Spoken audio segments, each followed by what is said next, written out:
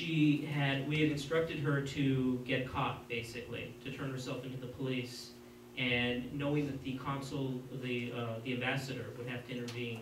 And once the ambassador intervenes, then she can get her traveling papers over a 2-month period, I guess it is. And in the meantime, she stays in jail for 2 months. But what had happened was the first time she got caught, before the ambassador could get down there, her trafficker got to the police station, paid $1,000, and got her out of jail and took possession of her again. That happened a couple times. We later on learned, and we suspect now, that actually the ambassador was involved in the trafficking ring also. So that's why it was so difficult to get him down there. But eventually it did happen. She returned, and of course in debt, and so on and so forth. Her life has not been so good ever since, but nonetheless she's back in Armenia. She also had some medical conditions as a result of the treatment that she got during that time. There was another woman, another girl that we got back, who was even more helpful than Susie. She was actually providing us daily updates on where people were, who was involved, and so on and so forth, who was visiting. And so we were getting text messages constantly from the other person that we had actually befriended, and we're sending her money and sending her, filling up her cell phone card, and we're getting our information. But this is just one example of what our women and children are facing until today. It's still a problem. It's still a very big problem, in fact. There are trafficking rings in Turkey. There are trafficking rings still in the Emirates. There's a trafficking ring in Bahrain. When we had gone there on our last trip, we were planning on going to see the youngest girls. They were 14 years old. And the traffickers had found out that we were coming. At least we thought they found out we were coming. But in fact, it was the Prosecutor General's office that sent a group. And this group was not really there to prevent trafficking. They were more there to collect their money, their share. And we have documentation of the Prosecutor General himself, the one that's today still the Prosecutor General in Armenia, who has connections to this trafficking ring and is profiting. So that tells you what we have against, what our people have up against them to deal with. Another subject, a more recent subject, and this is an investigation that I've been doing for almost 5 years now. And as I told you before, in 2003, I did an investigation on illegal child adoptions. And today, a story came out on the 26th, Radio Free Europe, Radio Liberty, and a friend of mine who did the story in 2003, Emil Danielyan, he published the findings. It's actually one, he said, it's one of the longest articles he wrote, yet it really has very little in it compared to what we actually uncovered. The title is Integrity of Foreign Adoptions in Armenia Still in Question. There are copies of it on the back table. There's also some business cards back there to my website, which is called The Truth Must Be Told. It's www.thetruthmustbetold. If there aren't enough of these, you can get online and get a copy or get the information there. Excuse me. And basically what this documents is, it documents that, first of all, you have to understand, child adoptions, they're not that common in Armenia. There are actually very few adoptions that take place each year, less than 100. Actually, I should say internationally. Children are adopted internationally. Internally, 2/3 of the adoptions, I believe, are native adoptions. And in order for a native to adopt a child in Armenia, the child has to be registered with the government as an orphan. And for the first 3 months, the child is eligible to be adopted by a native. The problem is that the natives have to know these child exist. What happens is the adoption agencies, these adoption agencies, in particular the ones that I researched were U.S. adoption agencies. They have facilitators in Armenia, which are illegal to begin with. You're not allowed to have a facilitator in Armenia. No one's allowed to really be involved in this process. The idea is you're supposed to, as law states today, you use a Hague accredited adoption agency to do all of your work on the outside. So here in the States, or if you're in Europe or whatever. And on the inside, you're supposed to actually go to the Ministry of Social Services, see the register, find a child. Your paperwork is given to the government for approval. Once it's approved, then you get a referral, you find a child, and you finish the adoption process yourself.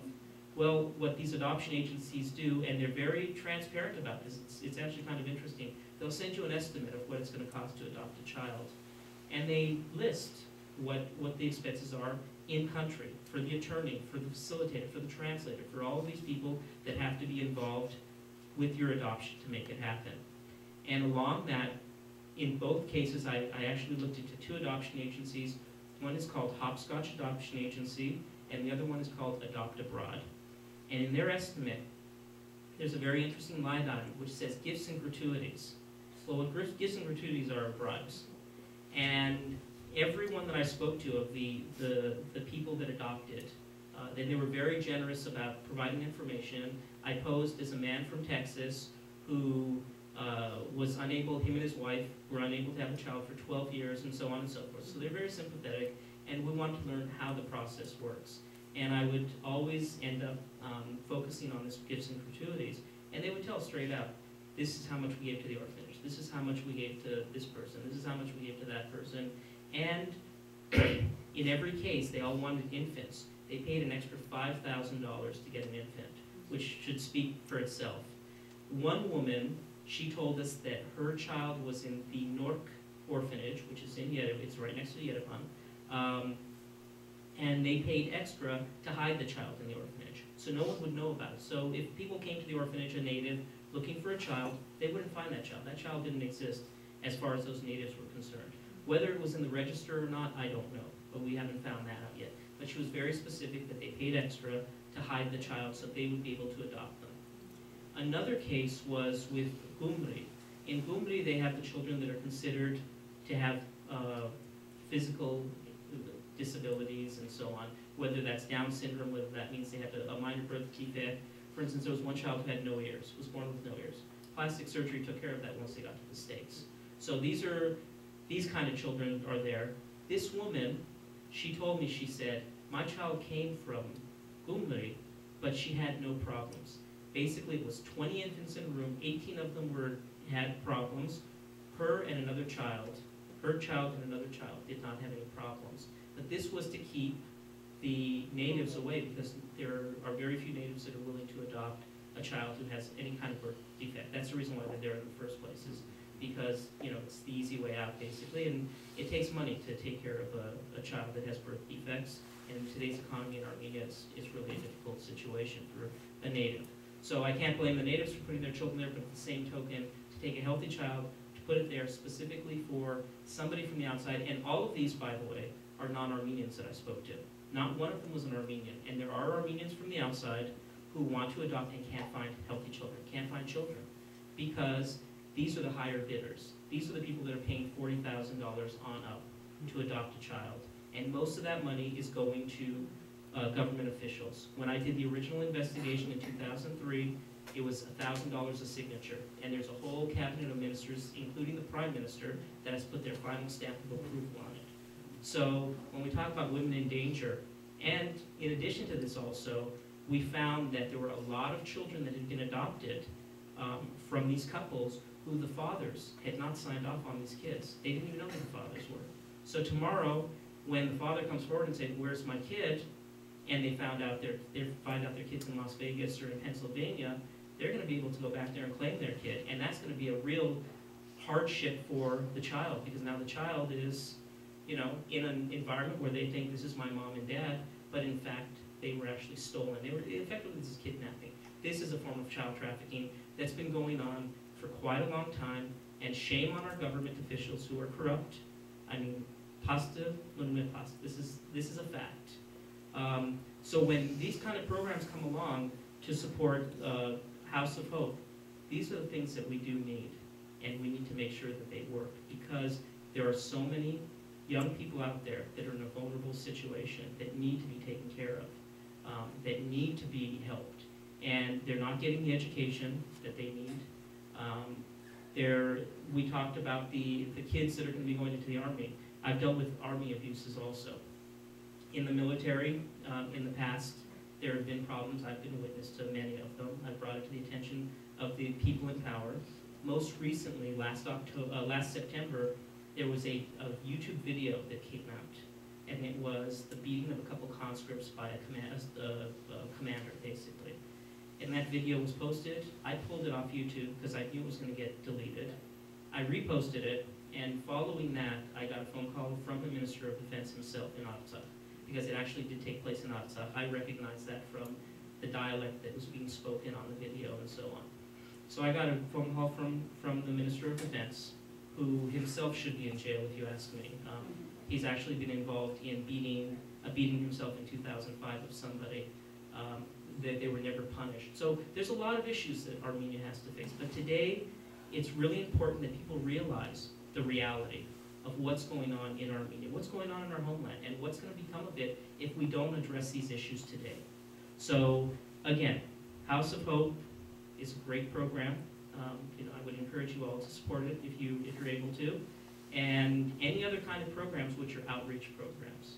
Any kind of outreach, because when we did the documentary in 2005, Desert Nights, it had a kind of a funny effect, actually. There were some people who were going, and they were warned, and they were able to, not fall into that trap. There were others who learned what Dubai was about, and there was money to be made. And I don't know if they, went because of that, but I do know that one woman that we did bring back, we actually brought back a few. One woman, she ended up going back, but she went back as a pimp. She came back to Armenia. There was no hope of her ever finding a job. Her family was living in deplorable conditions. And so she decided, well, I know how, and she didn't go as a prostitute herself. She had Russian women, over the age of 20 that she had met while she was there, and she basically managed them. So, it's very sad that, our young people are looking to the outside for their hope, for their future. And in fact, what really needs to be done is we need to straighten out our home, because at the end of the day, Armenia is our homeland. Armenia is where our culture is from, and if we don't do it today, then there's no one else that's going to do it tomorrow, because it's got to start right now. If there's any questions, I'm open for any questions. If you have any, please feel free.